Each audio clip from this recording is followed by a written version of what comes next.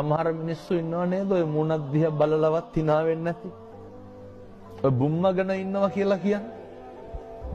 ඒ හින්දා මතක තියාගන්න. කියනවා හාමුදුරුවනේ කරපු දෙයක්වත් නැහැ කියපු දෙයක්වත් නැහැ බුම්මගෙන ඉන්නේ කියලා කියනවනේ. ආයතනවල බලන්න. මේ මූණක් දිහා බලන්නේ නැහැ. මතක තියාගන්න.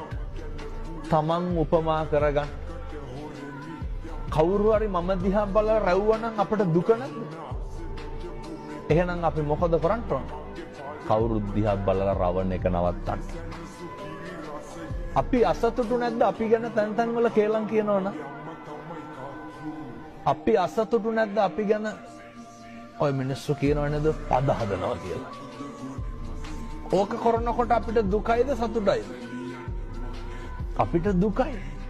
එහෙනම් අපි මොකද කරන්න ඕන? අනුන්ට පද හදන එක නවත්තන්න ඕනේ.